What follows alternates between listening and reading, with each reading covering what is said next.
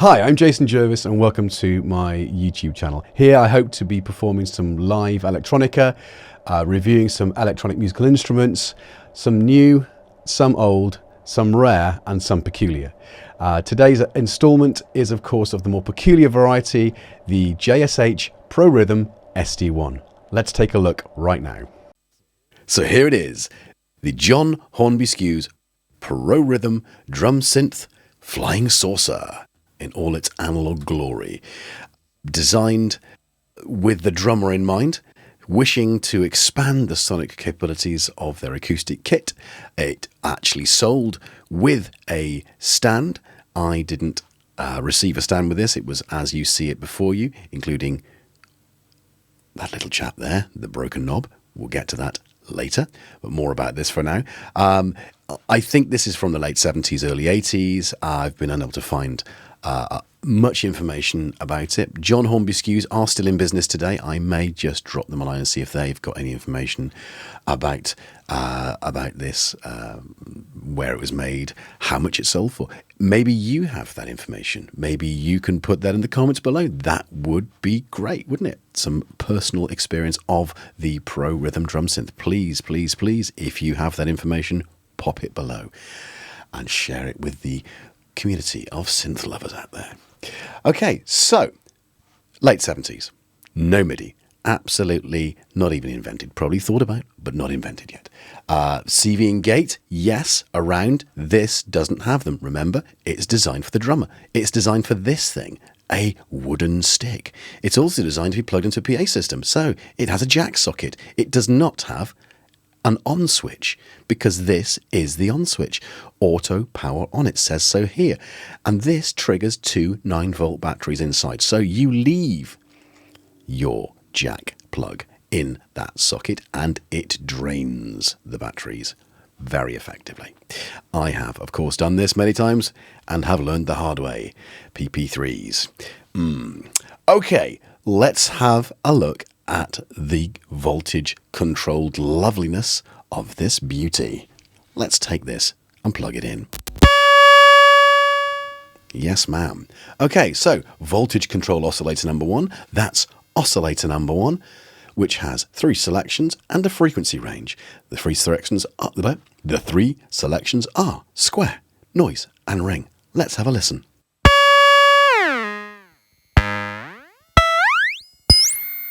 Oh, it goes quite high there. Nice. Noise. Beautiful. And ring modulation. Ouchie wawa. Yes, indeed. Okay. So that then goes on to the filter, a resonant filter with band pass, high pass and low pass selections. Let's go through the range. Let's pump the resonance up a little bit.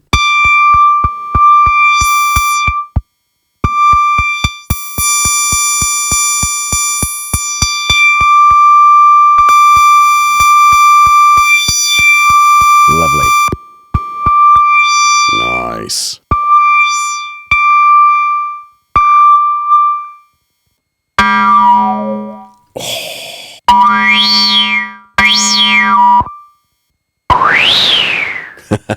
It's wind. Nice. Okay.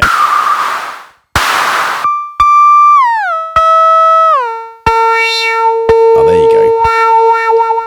Nice. Okay, following on from the filter, you've got the second oscillator. Now, there is no mixer between oscillator 1 and oscillator 2. You only have the ability to turn off oscillator number 2. So, let's try and lose oscillator number 1. Remember, it's quite almost disappeared at the higher end of the frequency. Let's see what happens when we turn on oscillator number 2. Ooh, that sine wave's lovely. So,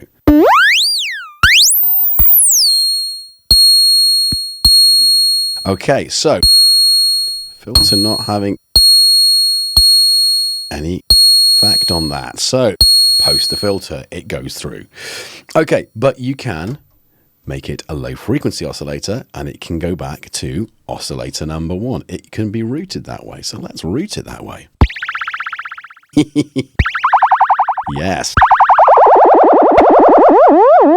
Oh, Sci-Fi Goodness. Nice. Very Star Trek.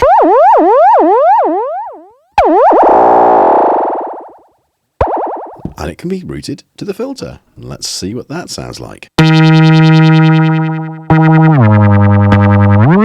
musical.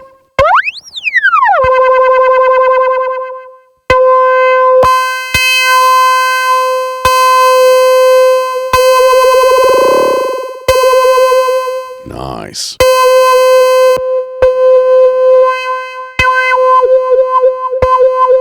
Very vocal sounding filter there, I think.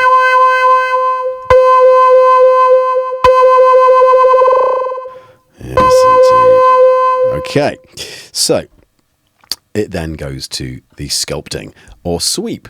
You can take the oscillator from low to high, from high to low.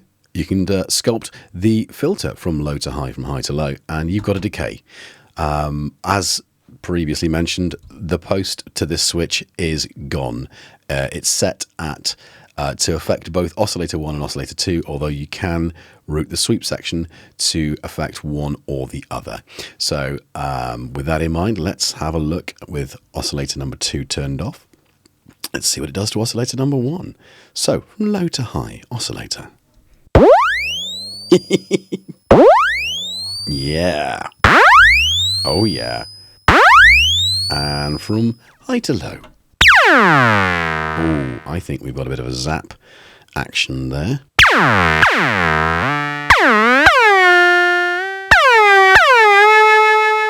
The LFO. That's interesting. It's turned off.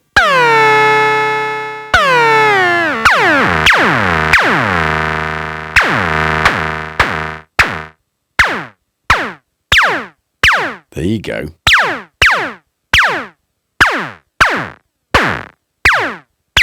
Laser zap. And filter wise. Oh, it's a little pussycat. Wants to come in out of the rain. Doesn't anymore. Another laser zap.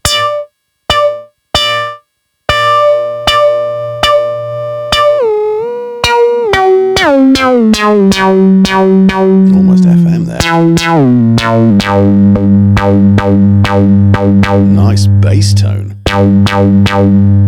Yeah, this thing is always full of surprises. Okay, so you can also do both simultaneously. Let's pick the opposite ends and see what happens. Oh, come on, we need some LFO there, don't we, on the filter? Oh, nice. Oh, there you go. Blake 7. Yeah, vaporizer. Nice. And let's reverse that and see what happens. Beaming down. Oh, and decays quite a little. Makes a lot of difference, doesn't it? Okay. Oh, let's go ring mod, shall we? Ooh. Nice. Very.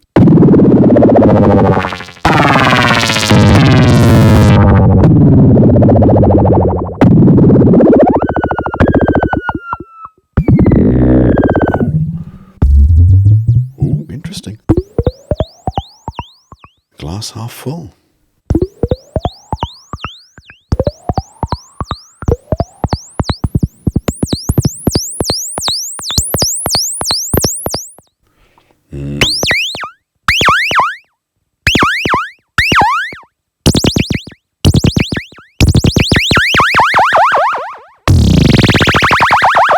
Well, that's going to sound good with some reverb on. Let's try that. Take me away. Yeah, and reverse that. Ooh.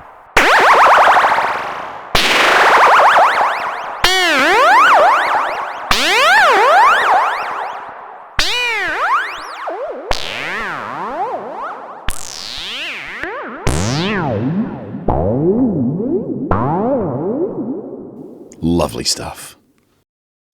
So I've had this peculiar instrument for a very long time. What feels like one of my first real pieces of electronic equipment that certainly has stood the test of time with me. I think it's approaching 30 years since I've owned this. I picked it up to use with songwriting as a guitar player, looking to expand the sonic soundscape of my songs. I think I was looking for something esoteric and bizarre, and this definitely didn't disappoint. I think I used to use this along with an SPX 90, an original one, with a huge cavernous reverb and some delays, and yeah, very, very effective at creating atmosphere, as you've already heard. Now apparently these are quite rare, which I found out recently. There isn't much on the internet, which I guess prompted me to make this and to start doing things. Seems to be a lot of reviews of new stuff, which is great, and I love that. But I've got a lot of love for some old quirky gear, and I've got a few bits and bobs, which hopefully I'll be sharing my thoughts with you. Okay, so I hope you've enjoyed, and it's been fun to make. So don't forget to like, subscribe, and I'll see you in the next one. Thank you.